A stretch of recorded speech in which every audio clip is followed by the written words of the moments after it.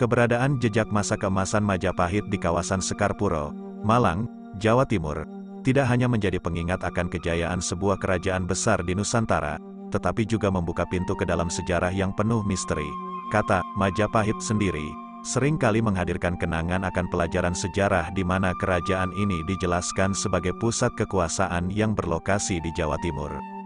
Beberapa sumber terpercaya menyatakan bahwa kerajaan Majapahit mengukir sejarahnya dalam rentang waktu yang cukup panjang, mulai dari tahun 1293 hingga 1500 namun, meskipun kejayaannya begitu mencolok, bukti-bukti fisik yang menyertainya nampaknya langka, dan peninggalan kuno yang dapat dijadikan saksi bisu kejayaan Majapahit sulit ditemukan. Lokasi pasti dari pusat kerajaan ini pun masih melibatkan sejumlah misteri yang belum terpecahkan. Sebagai gantinya, Majapahit lebih banyak meninggalkan warisan berupa mitos dan cerita rakyat yang masih melekat dalam ingatan kita.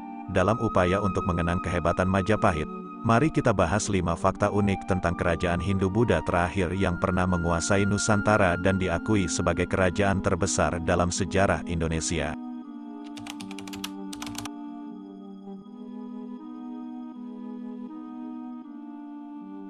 Majapahit, kerajaan megah yang mengukir sejarah Nusantara, takkan pernah muncul tanpa keberanian dan strategi ulung dari seorang tokoh yang menjadi bapaknya, Raden Wijaya. Pria yang tak hanya mendirikan kerajaan tersebut tetapi juga menjabat sebagai raja pertama Majapahit dengan kepiawaian luar biasa dalam bermacam strategi.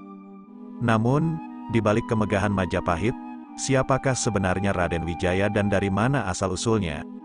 Raden Wijaya, sebutan yang melekat pada pendiri kerajaan Majapahit menurut catatan sejarah, mencuatkan pertanyaan menarik tentang latar belakangnya. Pada masa hidupnya di abad ke-13, istilah Raden belum dikenal, dan nama Wijaya sendiri baru tercatat dalam kitab Paraton yang ditulis pada abad ke-15. Dalam kitab Nagara Kertagama, pendiri kerajaan Majapahit diidentifikasi sebagai Dyah Wijaya. Gelar Dyah merupakan kebangsawanan yang kemudian menjadi embrio gelar kehormatan. Raden, nama asli Dyah Wijaya ternyata adalah Nararya Singkrama Wijaya, sebagaimana terungkap dalam prasasti Kudadu yang dibuat oleh Wijaya pada tahun 1294. Menurut kitab Pararaton, Raden Wijaya adalah putra Mahisa Cempaka, seorang pangeran dari kerajaan Singasari. Keberadaannya mulai tumbuh di istana kerajaan Singasari, membawa atmosfer ketegangan dan kebijaksanaan yang membentuk karakter uniknya. Namun, sejumlah informasi yang berbeda-beda terkait asal-usul Raden Wijaya menambahkan misteri dan kompleksitas dalam kisah hidupnya. Dalam bayang-bayang sejarah yang memudar, Raden Wijaya tetap menjadi sosok yang memikat, dengan jejak keberanian dan strateginya yang menggetarkan sepanjang perjalanan sejarah Majapahit.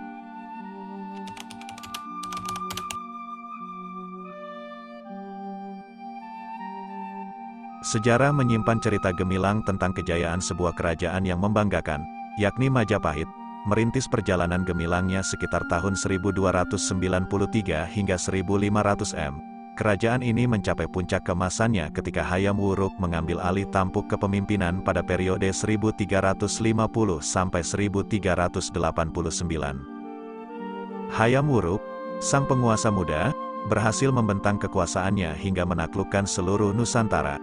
Wilayah kekuasaannya meliputi Sumatera, Semenanjung Malaya, Kalimantan, Sulawesi, Kepulauan Nusa Tenggara, Maluku, Papua, Tumasik, Singapura, dan sebagian kepulauan Filipina. Dalam genggaman Majapahit, terdapat kuasa atas sekitar 98 kerajaan pada masa itu. Menapaki peran kepemimpinan pada usia yang sangat muda, Hayam Wuruk, yang menjadi raja keempat Majapahit, mewarisi tahta dari ibunya, Tribhuwana Tunggadewi, atau yang lebih dikenal sebagai Putri Raden Wijaya. Terlepas dari usianya yang belum genap 16 tahun, langkah-langkah taktisnya dan kebijaksanaannya dalam memimpin terabadikan dalam naskah Nagara Kertagama. Dalam catatan sejarah tersebut, terungkap bahwa tak ada satupun yang mampu mengganggu kedamaian pemerintahannya. Hayam Wuruk menjadi sosok pemimpin yang mampu menjaga stabilitas dan kemakmuran kerajaan. Meski dihadapkan pada tantangan yang kompleks, kepemimpinan Hayam Wuruk tidak hanya menjadi pilar kestabilan Majapahit tetapi juga merangkul era keemasan yang memancarkan cahaya hingga zaman berikutnya. Dengan segala prestasinya, Hayam Wuruk menjadi sosok ikonik dalam sejarah Majapahit, menandai periode keemasan yang tak terlupakan.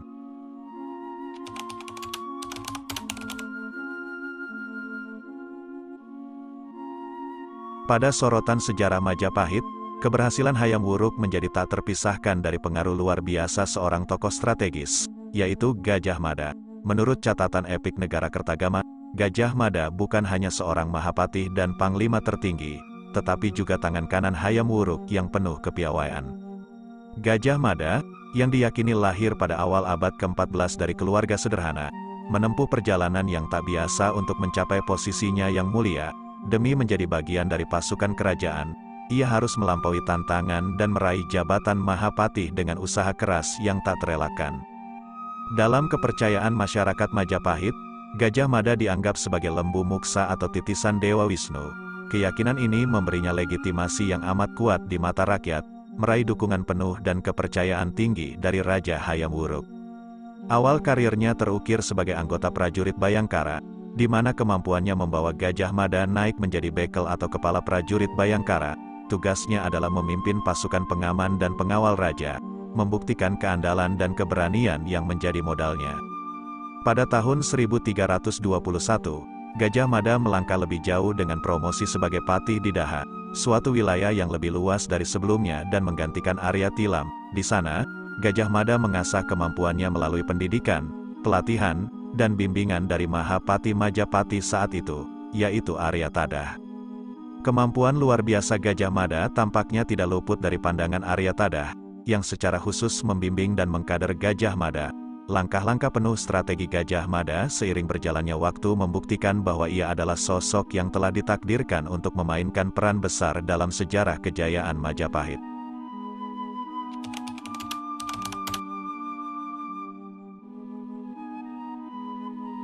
Cerita epik Majapahit tak lengkap tanpa menyertakan Sumpah Palapa, janji politik yang diucapkan oleh sosok legendaris, Gajah Mada, ketika mengambil sumpah sebagai Mahapatih.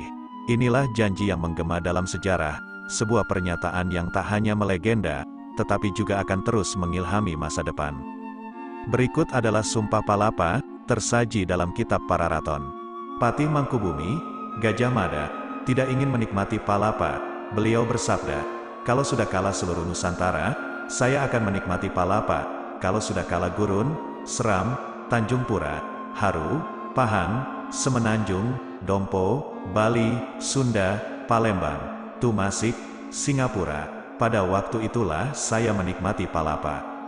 Sumpah ini adalah jaminan yang diberikan oleh Gajah Mada untuk menyatukan Nusantara secara utuh, mencakup kawasan yang jauh lebih besar daripada Indonesia saat ini. Wilayah yang termasuk dalam pangkuan Sumpah Palapa mencakup seluruh Semenanjung Malaya, yang melibatkan Malaysia dan Singapura, Sumatera, Jawa, Kalimantan, Sulawesi, Sunda Kecil, Bali, Maluku, Papua, hingga wilayah Darwin di Australia. Janji politik ini bukan sekadar kata-kata, melainkan tekad seorang pemimpin besar untuk menyatukan dan melindungi seluruh tanah airnya. Sumpah Palapa bukan hanya menjadi bagian dari sejarah Majapahit, tetapi juga mewujudkan perjalanan heroik yang akan diingat selamanya. Inilah sepotong kisah yang terus membara dan memberi semangat bagi generasi-generasi yang akan datang.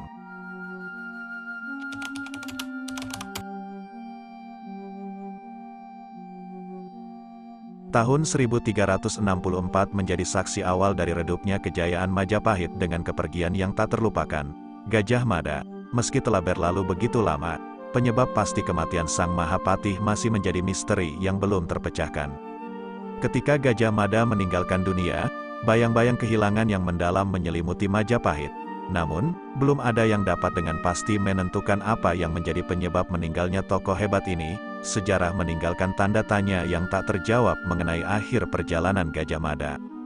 Setelah ditinggalkan oleh Mahapatih yang sangat dihormatinya, Hayam Wuruk merasakan kehancuran yang mendalam.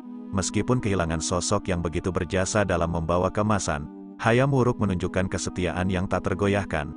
Ia menolak untuk menggantikan posisi Mahapatih, mengikuti keputusan besar yang dilakukan sebagai bentuk penghormatan dan utang budi kepada Gajah Mada. Alasan dibalik keputusan Hayam Wuruk mencerminkan hubungan yang erat antara keduanya. Gajah Mada, dengan segala kepandaian dan dedikasinya, telah membawa Majapahit menuju puncak kejayaan. Tidak hanya seorang pemimpin, Gajah Mada adalah sahabat dan penasihat yang sangat dihargai oleh Hayam Wuruk. Seiring redupnya kejayaan Majapahit, cerita tentang Gajah Mada tetap hidup dalam ingatan. sebuah periode yang berakhir, namun meninggalkan jejak kenangan yang tak terlupakan dalam perjalanan sejarah Nusantara.